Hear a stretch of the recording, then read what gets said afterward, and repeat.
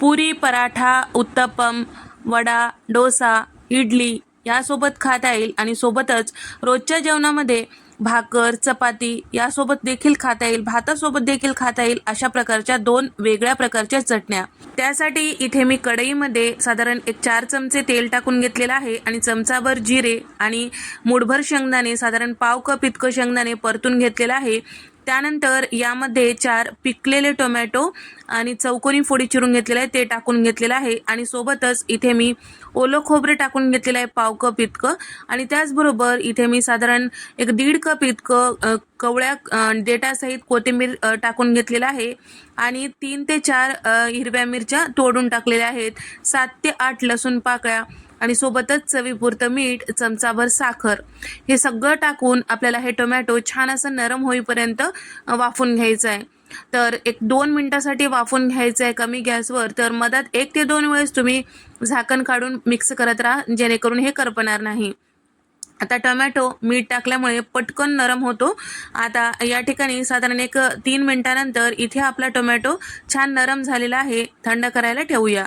पूर्णपणे थंड झालं की मिक्सरच्या भांड्यामध्ये टाकून घेतलेलं आहे आणि साधारण अर्धा कप पाणी टाकून मस्त असं हे चटणी मिक्सरला फिरून घेतलेली आहे। आता हे चटणी बाजूला ठेवूया, दुसऱ्या प्रकारची चटणी पाहूया। नेहमीपेक्षा वेगळ्या पद्धतीची दुसरी चटणी पाहूया। तर कढईमध्ये 4 चमचे तेल आणि 1 चमचा जिरे, 2 मध्यम आकाराचे कांदे उभ्या फोडी चिरून घेतलेले आहे ते सुद्धा परतून घेऊया। 1 मिनिट परतून घेतल्यानंतर इथे मी साधारण अर्धा कप इतकं पुदिन्याची पानं टाकून घेतलेली आहे आणि कपभर इतकं कोथिंबीर कवळ्या देठासहित घ्यायचं म्हणजे स्वाद छान येतो आणि पाव कप इतकं सुकं खोबरं, 3 ते 4 इथे मी हिरव्या मिरच्या तोडून टाकलेला आहे आणि सोबतच पाव कप इतकं फुटाण्याची डाळ आणि 2 चमचे इतकं किसून घेतलेलं कैरी घेतलेलं आहे। कैरीचा स्वाद या चटणीमध्ये मस्त येतो आणि थोडंसं पाणी टाकून झाकण लावून छान असं हे वाफून घ्यायचं।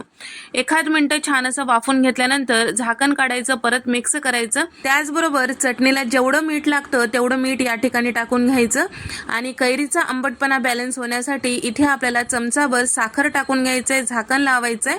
सगळे जिन्नस छान असं वाफल्या गेलेले आहेत। आता याला मिक्सरच्या भांड्यामध्ये टाकून घेऊया।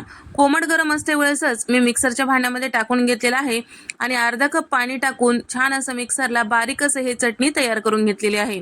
तर इथे तुम्ही बघू शकता आपली चटणी तयार झालेली आहे। दोन्ही चटण्या तयार झालेल्या आहेत। आता यावर तडका देण्यासाठी तडका पॅनमध्ये मी छान असं कडकडीत तेल गरम करून घेतलेलं आहे। 4 चमचे तेल गरम करून घेतल्यानंतर यामध्ये चमचाभर राई, चमचाभर जिरे, कढीपत्त्याची पानं टाकून घेतलेलं आहे आणि सुक्या लाल मिरच्या टाकून घेतलेलं आहे। सगळं छान असं परतून घेतल्यानंतर यामध्ये तयार करून घेतलेली फोडणी टाकून घ्यायचं आहे। तर इथे आपले नेहमीपेक्षा वेगळ्या पद्धतीचं आणि सगळ्यांना आवडणारं चटपटीत खमंग फ्लेवरचं हे चटण्या तयार झालेल्या आहे। एकदा या पद्धतीने नक्की ट्राय करून पहा। तर बऱ्याच वेळेस भाजी खायचा कंटाळा येतो, तर त्यावेळेस या पद्धतीच्या 2 चटण्या असतील तर मस्त पोटभरीचं होतो। नक्की ट्राय करून पहा। व्हिडिओ आवडल्यास लाईक करा, शेअर